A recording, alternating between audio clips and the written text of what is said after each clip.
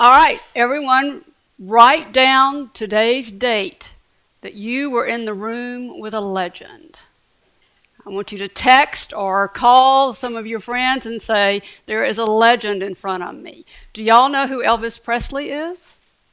This is the Elvis of public relations. So I'm thrilled, as my students know, to have Mr. Burson here, and I'm going to start by asking him about what he says is perhaps one of the biggest challenges of his career, and that was when Chancellor Robert Kayat called you and said, help, I'd like to get the rebel flag out of the stadium. How do I change the attitude of all those rebel fans? So who are you going to call when you need your attitude adjustment? Of course, Mr. Burson. So you want to tell us about that, Mr. Burson? Well, when he said, I want you to help me to get the flags out of the stadium, I said, Robert, what have you been smoking? And he said, I'm serious. And I said, I'm serious too. And I said, why now? And he said, I want to make Ole Miss a great state university. And he said, we can't be a great state university unless we have a Phi Beta Kappa chapter. And he said, I've been told by Phi Beta Kappa that as long as the flags are on the campus, you'll never get a Phi Beta Kappa chapter. So I said, okay, I'll come down, we'll talk about it. And I brought with me a couple of my associates.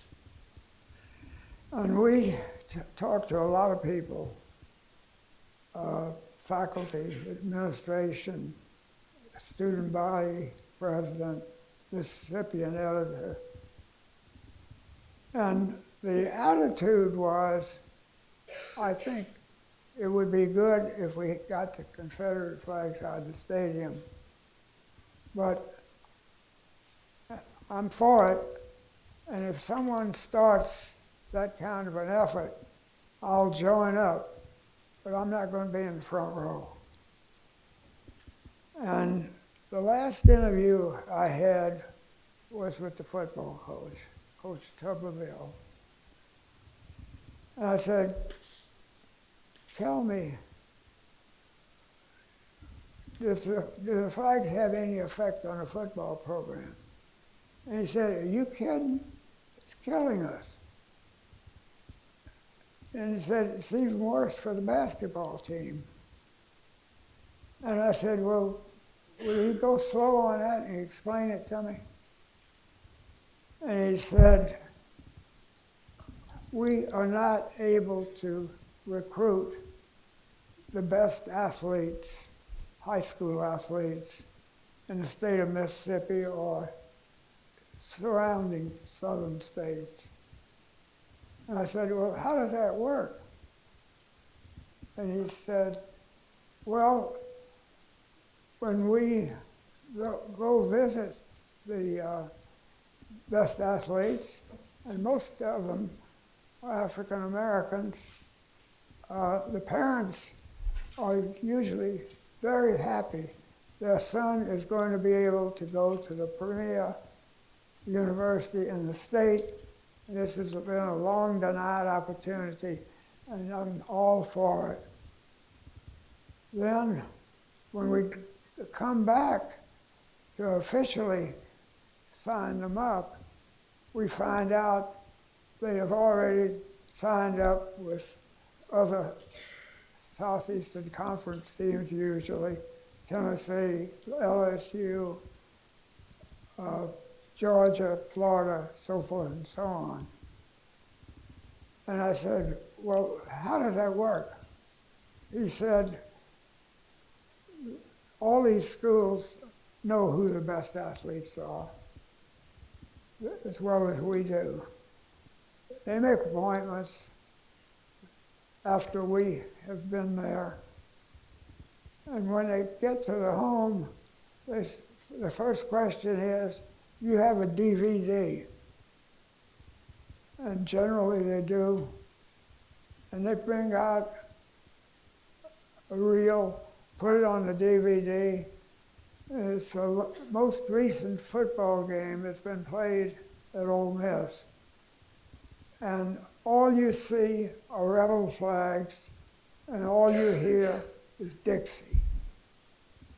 And the question then becomes, do you want your son to be in an atmosphere of that kind?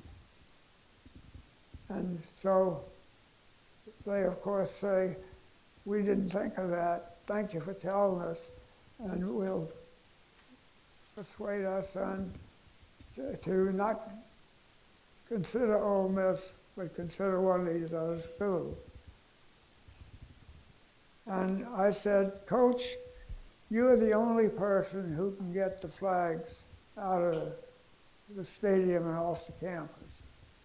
And he said, ain't gonna touch it with a 10-foot pole. He said, those redneck alumni that support this football team would chop my head off if they knew that I was doing this. And I said, have you ever thought of the fact that those redneck alumni would rather have a winning football team than to give obeisance to memorabilia of a war that was lost almost a century ago? And he said, well, you have a point, but I'm not your man right now. I thought that he was a very decent human being, and that after he thought about it, and especially if he had a good season, he would take the lead in helping us get the flags off the stadium. So I went back to the chancellor and said, you can't do this. You've got to work on the coach. And I said, in the meantime, I think that at some point he's going to change his mind. And then we talked to the student government president, we talked to the Mississippian editor, told him what our plans were, and all we wanted him to do was to make that statement at a press conference. And we started planning for the press conference, and we got the student government to paint a lot of numbers, signs, no flags, in various lingo that would discourage the flags. And of course, the tailgaters were really important in this because they had the biggest symbolism on the flags, and of course had been doing it for years and years and years, and we thought they would be diehards in this thing. And the student government group also set up several teams that would go around, and if people had flags, would try and persuade them that it's not in the best interest of the university to have those flags on campus.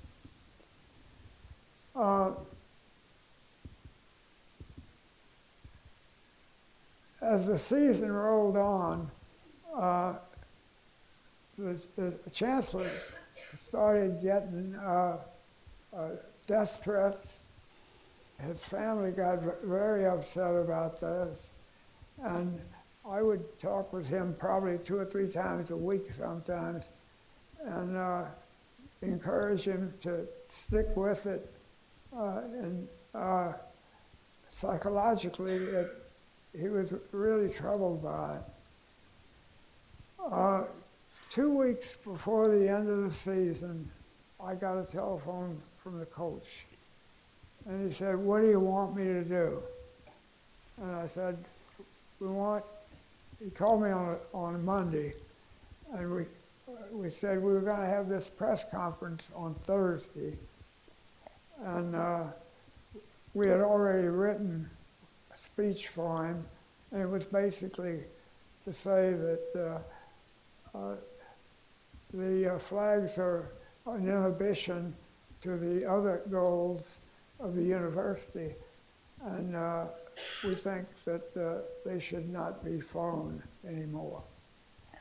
And also, he said, I can almost guarantee that you'll have a much higher quality football team if you take this action. The media treated it very well, gave it a lot of publicity. And the Saturday was a home game here. The flags were about 15% of what they had been before. There were 3 ugly incidents in the Grove caused by, I think, too many cocktails, but the media didn't pick up on any of them. And then the last game of the year was the Mississippi State game, and there were hardly any flags in the stadium then. I was very curious as to what changed the coach's mind. And about a week later, there was an article in the New York Times that he was leaving Ole Miss and was going to Auburn, and at a much higher salary than he was making at Ole Miss. But I thought that he was a real gentleman for having done this before he left the campus. And I consider that, one of the most satisfying accomplishments of the 7 decades that I've been in public relations. And on behalf of all of us, thank you for leading us to that, so we don't have to do that any longer. I also want to talk about another well-known case you were involved in. I don't know if these young people know about it, but in the 1980s, someone snuck into some drugstores, emptied out Tylenol capsules, and put cyanide into the capsules. This was in the Chicago area, and 7 people died as a result of taking that. So the parent company, Johnson & Johnson, needed the best PR expert in the world, and they called in, of course, Mr. Burson. So could you update us a little on how you advised them to handle that, Mr. Burson? Well, the real hero of that story was the CEO of Johnson & Johnson, who died just a few years ago. His name is Jim Burke. And he was a type of individual who I would say was a grown-up Eagle Scout. He had tremendous credibility. Just talking to him, you know that this man was sincere, honest, so forth and so on. The first thing that we talked about was, what was the motive of someone who would do this, who would lace Tylenol with cyanide and kill people who use that product. And we also talked about why would someone go to the trouble of unpackaging a pharmaceutical product, which is generally very heavily packaged, and then have to put it back together again as though it hadn't been opened. We said this is not only a threat to the pharmaceutical industry, it's a threat to the whole food industry. It would be much easier to get a hypodermic needle through a loaf of Wonder Bread than it would to be trying to take apart a pharmaceutical package. He was concerned that this could be copycatted, and he immediately ordered the removal of Tylenol from every store that had it. That move alone cost over $100 million. The other thing, Johnson & Johnson had a rule that they would allow no cameras in their production or packaging plants, which is not unusual in the pharmaceutical industry. And he opened up the plants to photographers. In fact, we invited CBS News' Dan Rather to come in and examine the plant, and there was no cyanide in any of the manufacturing areas whatsoever. There was some bottles of it in the research department, which was which was a big distance from where they packaged the product. We had several press conferences where he was very open about the company's policy on protecting its customers. And the thing that really turned it around was he got a call from Mike from 60 Minutes. I forget the last names of a lot of people these days. Mike Wallace, I think. Mike Wallace. And he talked to some of his associates, and they said, no, Mike Wallace will kill you on this thing. And he called me, and I knew Mike Wallace also. And I said to him, you know, I believe that Mike Wallace will let you tell your story. And I said, I don't think he's going to try to contradict you. And he went on 60 Minutes, and from that point on, we were doing overnight research on what the public attitude was toward Tylenol, and it completely turned around after the Mike Wallace interview. The other thing that we promised to do was to manufacture Tylenol in a form that could not be penetrated, like a capsule can.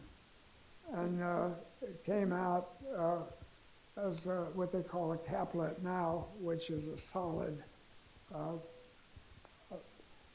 pill type product. And the product, it took about 6 months to 9 months before it regained its original market position. the mystery of the whole thing has not ever been solved.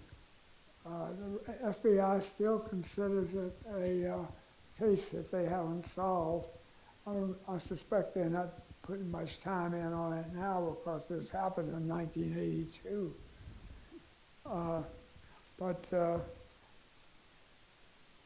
there was a repetition of it in Bronxville 3 years later. 3 people were killed, and that case was solved. And of course, Tylenol was still the leading analgesic. But it was basically, I think, the honesty of Jim Burke that really saved the day. And that he was willing to lose so much money Oh, yeah. to recall all those capsules. Products, yeah. That's an incredible business decision.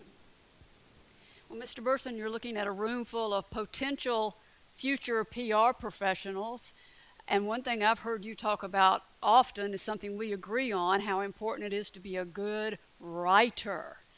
So would you mind addressing why you think writing skills matter so much?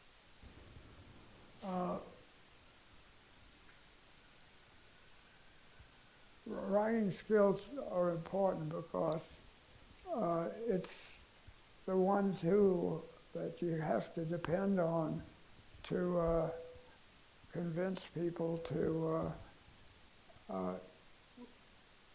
do what you want them to do. Public relations, I think, can do 3 things. It deals with opinion, and you can, through the use of public relations techniques, you can create an opinion that does not exist now. Create a new opinion.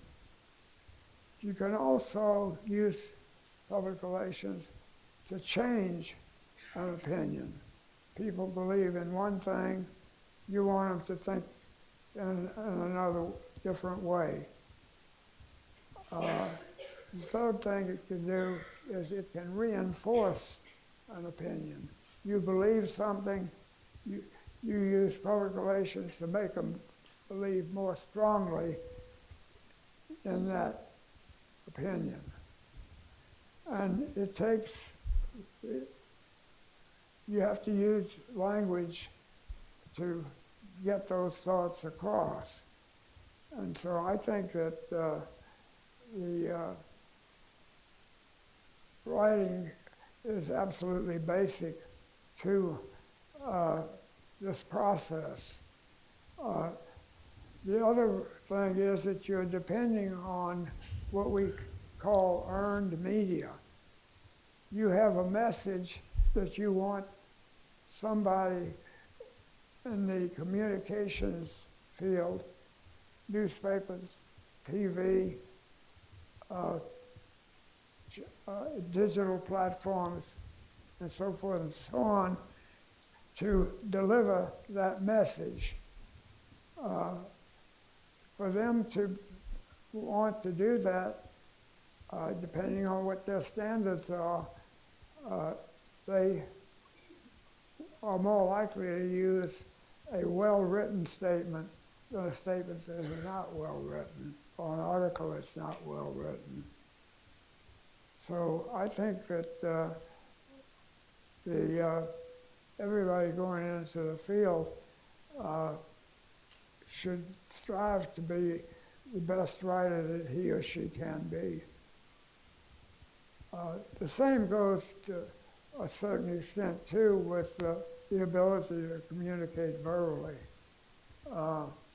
You've got to do a lot of talking to get your thoughts across to almost any audience, and the more effective you are at using the language, the more successful you'll be. Do you have any other qualities you would say make for a good PR professional? The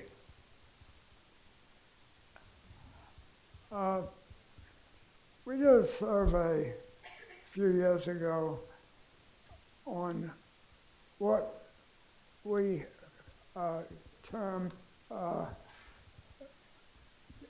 involuntary terminations. And I'm not sure if they got that, but involuntary termination. involuntary termination. And we wanted to find out what was the cause of the involuntary termination.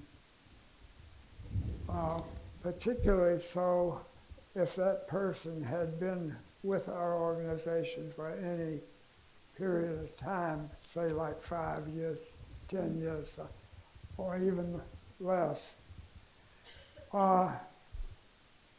It wasn't because they weren't good writers. It wasn't because they weren't good speakers. It was like 70% because they could not work as part of a member of a team. They wanted to be a star in their own light, and they would not share responsibility with other people who had more talent or more information than they did on a specific subject. One of our people, actually he was my successor as CEO of the company, came up with a tagline that we've used through the years, and that is, we prize the individual, but we celebrate the team. So a teamwork, being able to work as a member of the team, I think is probably the most essential quality that we are looking for in people. What about the ability to handle stress? Do you think public relations is a stressful field? I think there's no more stressful than, say, being a lawyer or certainly being a doctor. There's a certain amount of stress. The very interesting thing on the sort of morbid side that I've been sort of puzzled by, of the 5 top people in our company,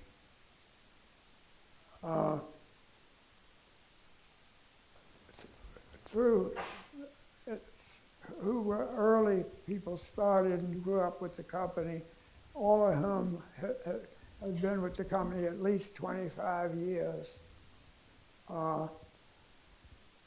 Their wives died before the husband, who was the public relations person, did. My own wife died 9 months ago. She was 4 years younger than I. And four others have lost their wives before, and they're still alive. So basically, you could derive from that it puts more stress on the wife than it may put on the end Or the spouse? Yeah. That's interesting. That's very unscientific, but it's an interesting thing. I always thought that I was 4 years older than my wife, and I always thought that I would go first. And my wife she had been in the hospital 3 times in her life. She was 81 years old when she passed away. She was in the hospital when she was born, and she was in the hospital when she gave birth to 2 sons in 81 years. So, and I suspect living with me was very stressful. Oh, well, I'm very sorry for your loss. I actually met your wife one time. She was Yeah. a delightful lady. What else would you advise these future professionals to expect in a world of PR today? Uh,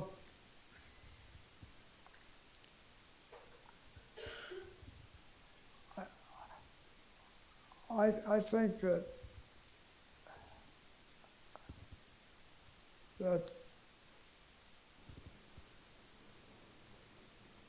you expect to,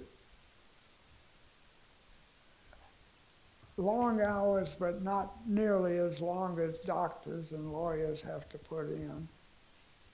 Uh, and also, I think you expect uh,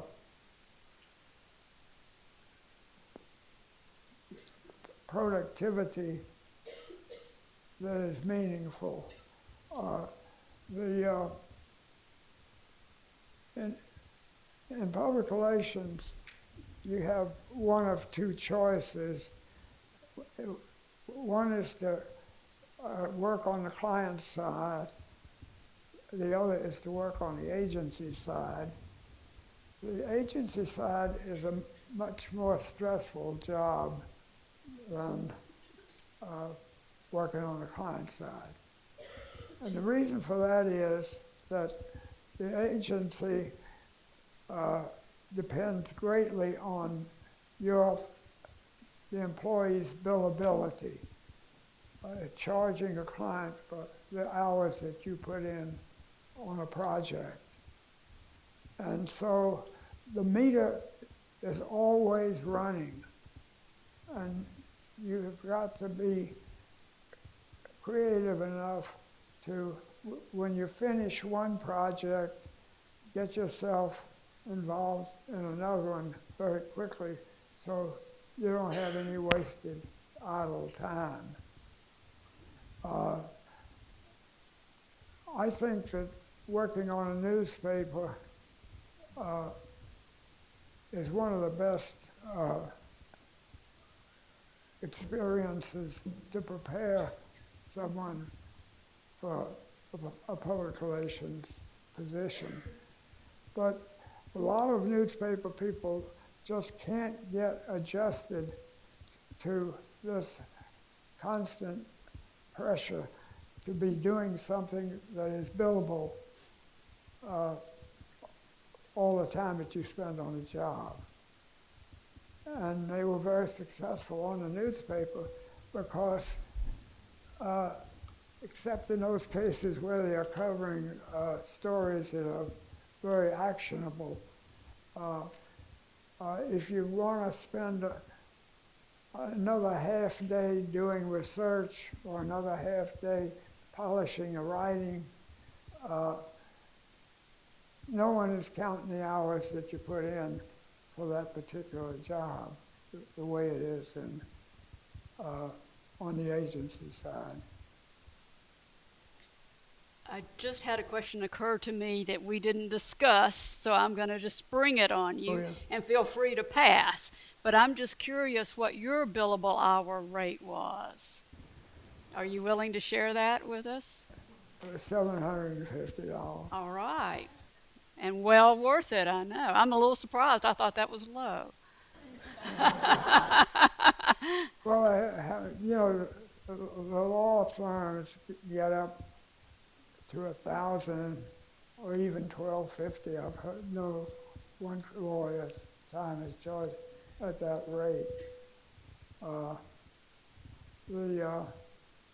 And sometimes, you know,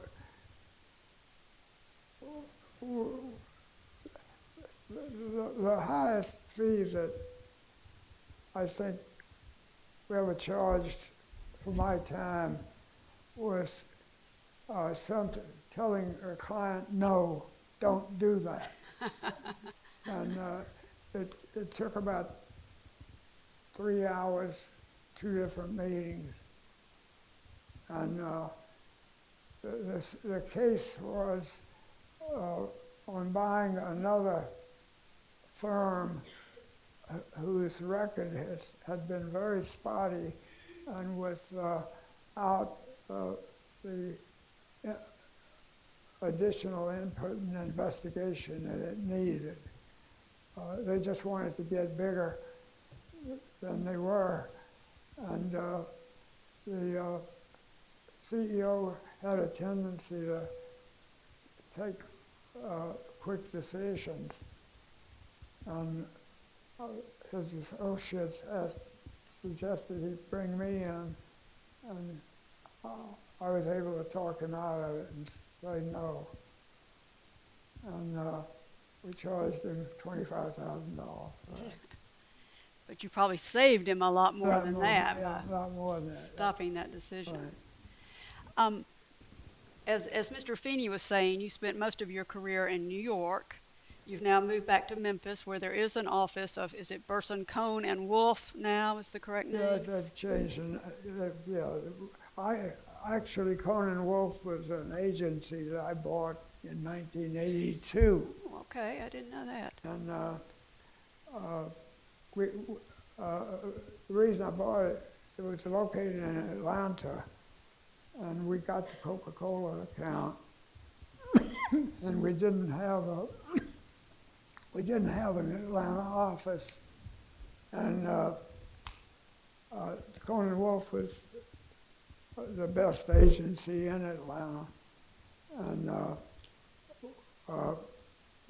at that time we were growing very rapidly, and we were getting into conflict situations where we couldn't accept new clients because we had a client in that industry.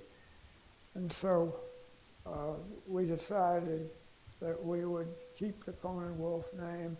We would put them in separate facilities. And if we had a conflict coming up, we would put it in that other agency. And it had very rapid growth also after we got into it. And so the management, and I'm not part of that now, decided that they would put the two agencies together, they would be more efficient. And as I understand it, you go to the office in Memphis every day, is that correct? No, I go to the office 3 days a week. And the other 2 days, I go to a physical therapist. About 18 months ago, I broke my femur on my left leg. Oh, no.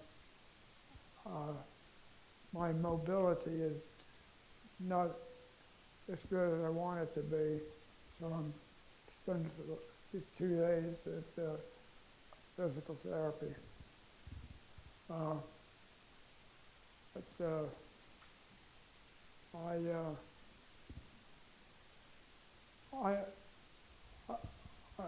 I do a lot of work at home. My computer is, my home and office computers are coordinated, and also with an assistant, so I can do as much at home as I usually can do in the office. I'm sure I wonder, and many people in the room wonder, why you continue to work when you could be enjoying retirement. Well, no one's told me that I couldn't, that I had to stay at home, and I enjoy what I'm doing. I like the contact with clients and with the media. And I don't know what I'd do with myself if I didn't continue what I've been doing my whole life practically. I know people think that's an odd point of view. Another thing is that I did a great deal of traveling. I've been to Europe over 100 times. I've been to Asia over 40 times. And when I went on trips, if I went to Europe, I'd stay at least a week. If I went to Asia, I'd stay usually 2 weeks.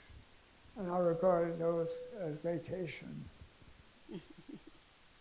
A lot of people can't understand, figure out how sane I am in doing that, but it's been my life, and my family has gotten used to it. I always tried to be home when I wasn't overseas on weekends. And so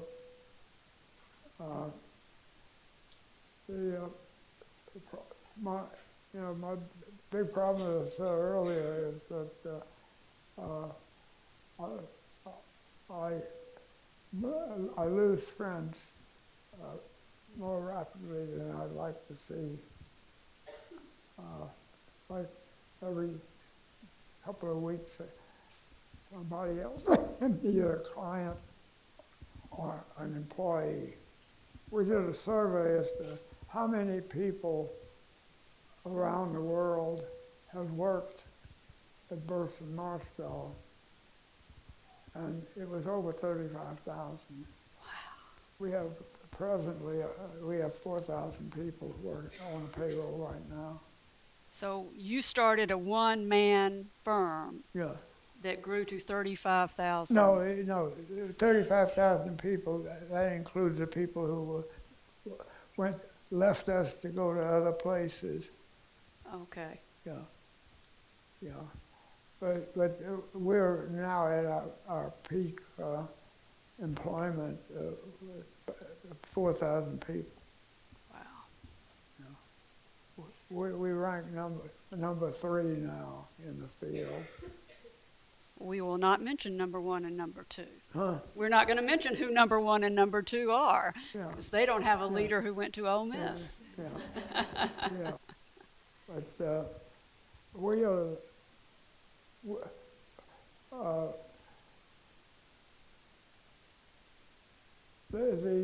The thing that I am recognized for is basically when I started in public relations in the early 50s. It was what I call a cottage industry. The largest firm had about 150 people and had only 2 or 3 offices.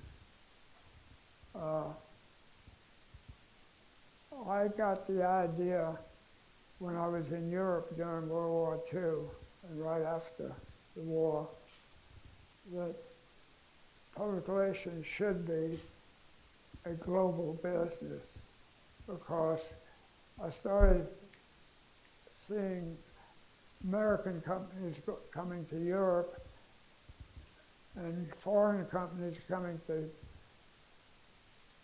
the United States and other parts of the world, and they had to make themselves known in those new markets, and that public relations firms could facilitate that kind of objective. And we were really the first truly international public relations firm. Well, I'm sorry to say we are out of time. Everybody wants to get to their next class. But I told y'all this was a day you'd want to write down, and I hope you did. And so help me show our appreciation to Mr. Burson.